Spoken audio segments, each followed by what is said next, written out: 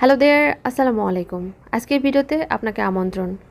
পারিবারিক এবং সামাজিক বিভিন্ন কাজে আমরা একে অপরকে ইনভাইট করে থাকি। এই ইনভাইট শব্দকে বাংলাতে আমরা বলি আমন্ত্রণ বা নিমন্ত্রণ। এই দুটি শব্দের মধ্যে কি কোনো পার্থক্য রয়েছে? এবং এসএসসিতে এই টপিকের উপর আমাদেরকে একটি পত্র লিখতে বলা হয়। তাই এটি লেখার নিয়মাবলী জানাও আমাদের জন্য জরুরি। কারণ বাংলা দ্বিতীয় পত্রে অন্যান্য টপিকের চাইতে এই টপিকে 10-এ 10 পাওয়া কিন্তু খুবই ইজিয়ার একটা ব্যাপার। তাই প্রথমে আমরা এই দুটি শব্দের পার্থক্য জেনে নেব। আমন্ত্রণ বা নিমন্ত্রণ অর্থ হলো ডাকা, আর সেটি যদি ব্যক্তিগত বা পারিবারিকভাবে ডাকা হয় তাহলে সেটি আমরা নিমন্ত্রণ পত্র বলে ধরে নিব। আর বিশেষ করে সেখানে যদি খাওয়া দাওয়ার কোনো বিষয় থাকে, এই যেমন বিয়ে, জন্মদিন, আকিকা, মিলাদ মাহফিল ইত্যাদি। উদাহরণস্বরূপ, তোমার বোনের বিয়ে উপলক্ষে একটি নিমন্ত্রণ পত্র রচনা করো। অপরদিকে যদি কোনো অফিসিয়াল বা প্রতিষ্ঠানের পক্ষ থেকে অনুষ্ঠানে ডাকা হয় তাহলে আমরা সেটা আমন্ত্রণপত্র বলে ধরে নিব। এই যেমন সভা, সেমিনার, বিদ্যালয়ে সাংস্কৃতিক অনুষ্ঠান বা ক্রীড়া প্রতিযোগিতা, তাহলে আমরা পত্রটাকে আমন্ত্রণপত্র হিসাবে লিখব।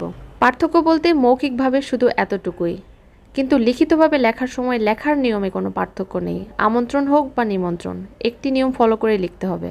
তাই লেখাটা আমরা এভাবে শুরু করতে পারি: প্রাপককে সুধী, জনাব, মহাশয়, মহোদয় বা মান্যবর ইত্যাদি সম্বোধন করে। এরপর মূল বডি বা বিষয়বস্তু লিখতে হবে অনুষ্ঠানের উপর ভিত্তি করে, যে অনুষ্ঠান উপলক্ষে আমন্ত্রণ জানানো হয়েছে। আর অবশ্যই আমন্ত্রণপত্র হোক বা নিমন্ত্রণপত্র, অনুষ্ঠানের তারিখ, সময় এবং স্থানের নাম কিন্তু উল্লেখ করতেই হবে। এরপর নিচে ডান পাশে লিখতে হবে বিনীত, শ্রদ্ধাবনত, বিনয়নবত ইত্যাদি শব্দগুলো। তারপর লিখতে হবে আবেদনকারীর নাম বা স্বাক্ষর।